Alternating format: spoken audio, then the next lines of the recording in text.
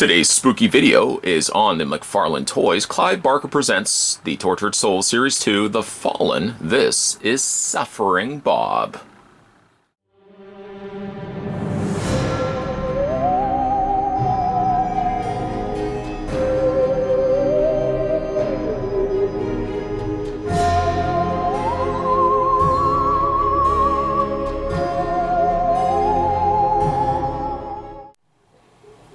Just before we have some detailed looks at Suffering Bob, let's get some dimensions going. Bob himself is about 5 inches tall. Then if you count all the contraptions sticking out from his body, those take him to about a 7-inch tall height. With the previous review of Zane being a slightly lackluster sort of character, mentioning even in that video that I wish he was a little bit more original. Then we're having a look at Suffering Bob, which is quite the very polar opposite of it all. He is extremely interesting and extremely creative. Tortured, yes, and gruesome, yes. One could say at least he is creative looking in his design. So where do we start on a character such as Suffering Bob? Well, maybe we'll start with Bob himself first, and then we'll kind of look at all the other things that make up Suffering Bob. He is a portly fellow, a very large looking fellow. From what I can gather, based on the sculpt here, it looks as if his arms were at some point strapped to his head. And I don't know, after they were strapped to his head, like in a sort of confined, captive sort of way, they were then either cut, severed off, or they were severed off and then attached to his head afterwards. You can see the stitched, sewn together stump portion of his arm on either side of his head. And then you've got what would have been the starting point of his arm. If you know anything about arms and the way the body works, this is where the top of the arm, or this is where the arm would have started. This is the end of the arm. And somehow those arm stumps here have also been kind of sealed or sewn off. I don't know why. His arms are above his head like this. But it definitely adds to just that sense that probably bad stuff happened to this guy prior to his death. That's what I'm gathering from this. He's got a lot to look at, and this is really one of those figures where you could spend a lot of time examining, dissecting, so to speak, no pun intended, dissecting all the things that they've done to this poor character. One of the big obvious things is the fact that he's got something sticking out from his body. Maybe he was into bondage, I don't know. And that would then make sense that you've got this individual here wearing almost like a bondage mask. And he's harnessed to the rest of Bob. He's been sewn to part of his stomach. And it even looks like his spinal cord is attached to his chest, which is just really gruesome. Not to mention all the scarring and peeled away areas of his flesh, leaving underneath all the tendons and all the muscle fibers and stuff like that. He, again, is very, very gruesome. But again, maybe this is what Bob's asked for. Bob is somebody that was into that sort of thing, and he got his wish. For all the rest of time, Bob will now be part of his obsession. That's rather deep. Thank you. Thank you. So again, he's really got a lot of interesting stuff going on here. If we spin the figure around, some of the things that I only noticed later on, after getting this figure out of packaging, was this extra head here.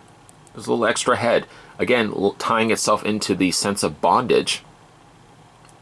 I don't know if that was a male or a female. Maybe that was one of Bob's victims. Maybe he did horrible things to people that engaged in that lifestyle. And now Bob himself has become part of that, again, for all the rest of time. He does have these two metal just contraptions sticking out from his shoulders.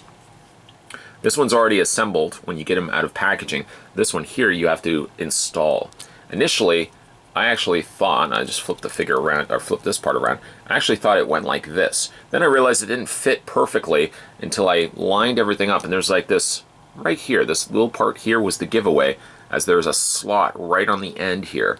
And then that perfectly lines up. Perfectly lines up into place. Oh, actually, it helps if you do it the right way. Perfectly lines up into place. And there we go. Snaps just into place like that.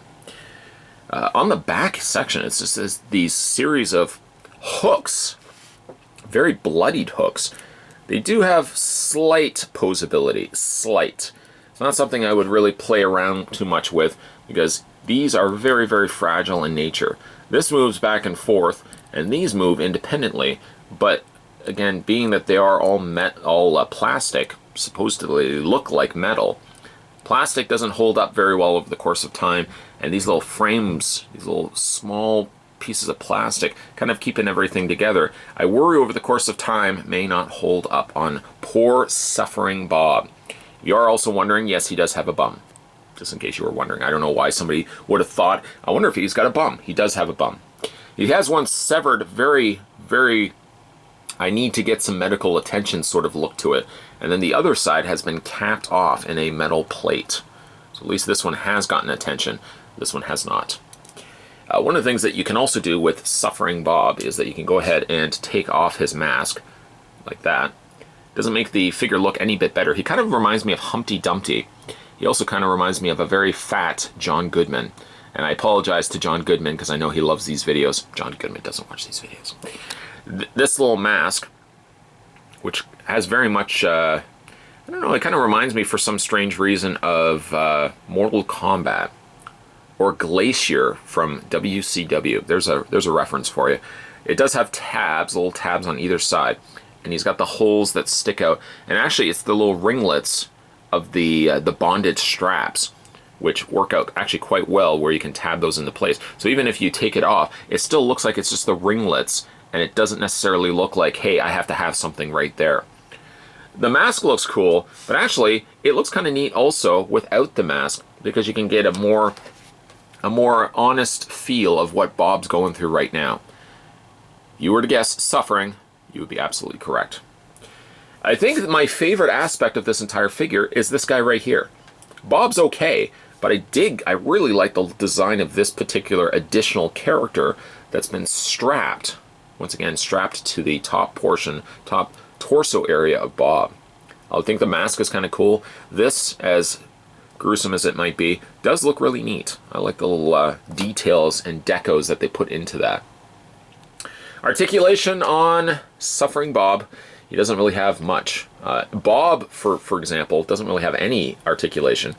And then the character that's attached to Bob, literally attached to Bob, does have mild articulation. Very, very mild. Doesn't look like he's got a little bit in the hands, the arms, a little bit in the head. I wouldn't really turn the head too much for fear that it could add tension to these, and then just pop them off. That figure didn't make that noise. I made that noise. Just pop those right off. But there you go. There is Suffering Bob. Well, I thought Zane had an interesting looking contraption. The figure as a whole looked very uninspiring, and I mentioned that lots of times during that video. Suffering Bob, on the other hand, took that to the very polar opposite extreme by giving us a very original looking design for a tortured soul. This guy defines the idea of tortured, very much tortured, till the very end of time. I really like the neat setup that they've done with him by having this bondage character attached to the front area of his torso.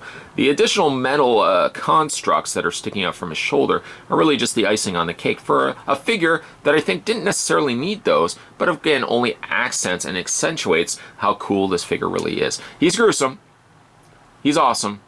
He's suffering. Ladies and gentlemen, this is Suffering Bob. Today's spooktacular review, we were continuing our looks at the Clive Barker Tortured Souls Series 2. This was The Fallen. And today we're having a look at Suffering Bob.